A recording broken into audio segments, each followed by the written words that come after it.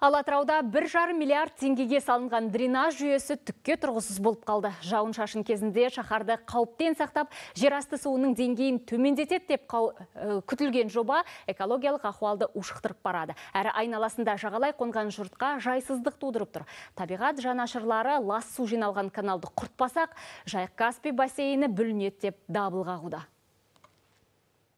Біз қазір ел ішінде Ерік Мастовой канал аталып кеткен дренаж жүйесінің Жайыққа құяр тұсында тұрмыз. Бұл Еркінқала ауылының маңы, жалпы арна қаланы көктей өтеді, ұзындығы 16 шақырымды құрайды.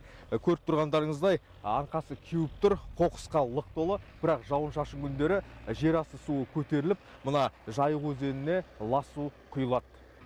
Осыдан 20 жыл бұрын салынған дренаждың бастауы құрғақ болғанымен қалған бөлігі лас суға лық толы. Арнаға жер асты суымен араласып, жеке секторда орналасқан кәріз құдығынан нәжісте құйылып жатыр. Игілігінен шикілігі басым жобаның кесірінен Жайық ластанып барады. Оны тұрғындар да бейнежазбаға түсіріп, айтудан жалыққан емес.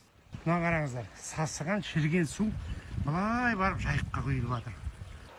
Жағасындағы жұрт ашынып отыр, өйткені оларды көп жылдан бері жағымсыз иіс пен маса әбден титықтатқан. Қысы жазы маса көп, жаман иіс шығады, жел соқса, елдің бәрін алып кетеді. Бірдеңе істеу керек. Вообще алып тастау керек, орнына басқа бір парк жасауға болады мына жерде, мысалы. Велодорожка, беговая дорожка жасауға болады, босқа тұр, иіс шығып сасып. Экология департаменті биылдың өзінде 2 рет Ерік каналынан сынама алған. Химиялық талдау су құрамындағы хлоридтің мөлшері қалыпты нормадан 2 есе артық екенін көрсеткен. Химиялық құрамында әртүрлі ластанған сулар, бір сөзбен айтқанда. Оның барлығы қазір Жайыққа құйылып жатыр. Каналды тереңдетсек, дренажға, ол да дренажға оған да құйылады. Яғни лас суды алып барып Каспийге құяды.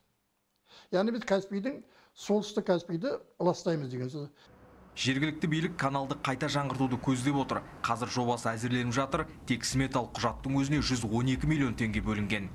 Ол каналда дренаж жүйесі болады, кәріз жүйесі болады, су жүйесі және жазғы суару жүйесі, бос алаңдарға саябақ және жүгіру алаңдары және қыдыру алаңдары болады.